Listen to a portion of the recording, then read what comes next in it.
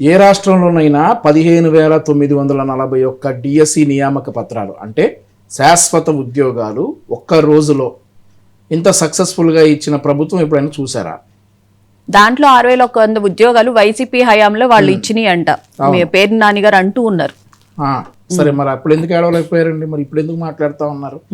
15,941 ఉద్యోగాలు అంటే 60,000 మందిని ఒక ఒక ఉపాధి కల్పించినట్లుగా 60,000 మందిని ఇంచుమించుగా ఎక్కడన్నా చూసామా? లేదు. అలాగే ఏ రాష్ట్రంలోనైనా మహిళల పట్ల మాట్లాడుతున్న వారిని కంట్రోల్ చేయడానికి అన్ని పార్టీలు, కూటమిలో ఉన్నటువంటి అన్ని పార్టీల మంత్రులతోటి ఉపసంఘం ఏర్పాటు చేయడం ఎక్కడన్నా చూసామా? దౌర్భాగ్యం. ఆంధ్రప్రదేశ్ రాష్ట్రంలోనే ఆ దౌర్భాగ్యం. మేము అనేది ఏంటంటే, ఆ ఎపిసోడ్ జరిగినప్పుడు ప్యారలల్గా ఈ 15,941 నియామక పత్రాలు ఇచ్చేటటువంటి కార్యక్రమం జరుగుతుంది. Biggest programme. మేము ప్రామిస్ చేసిన 20 లక్షల ఉద్యోగాల్లో 15,000 ఉద్యోగాలు ఒకే రోజు ఇచ్చినటువంటి వెరీ బిగ్ ప్రోగ్రామ్, ఇంచుమించుగా 1%.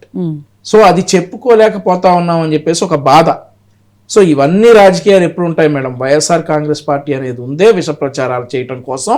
వాటిని తిప్పి కొట్టుకోవడంలో మాకు టైం సరిపోతుంది. కానీ మేం చేసినటువంటి అభివృద్ధి, ఫర్ ఎగ్జాంపుల్ ఆగస్టు నెలలోనేమో 55,000 కోట్ల రూపాయల టీసీఎస్ పెట్టుబడి, దాన్ని మేము చెప్పుకోలేకపోయాం. అలాగే కుప్పంలో 560 కోట్ల రూపాయల పెట్టుబడులు కూడా ప్రజల్లోకి తీసుకెళ్ళనీయకుండా యూరియా సమస్య అని చెప్పి, మెడికల్ కాలేజ్ సమస్యలు అని చెప్పేసి రకరకాల సమస్యల్లో వీళ్ళు లేని సమస్యలను లెగ్గొట్టేసి ఉన్నటువంటి అభివృద్ధిని మేము ప్రజల్లోకి తీసుకెళ్లకుండా మాకు అడ్డుకట్ట వేయగలగటంలో వైఎస్ఆర్ కాంగ్రెస్ పార్టీ సక్సెస్ అయిందనే చెప్పుకోవాలి.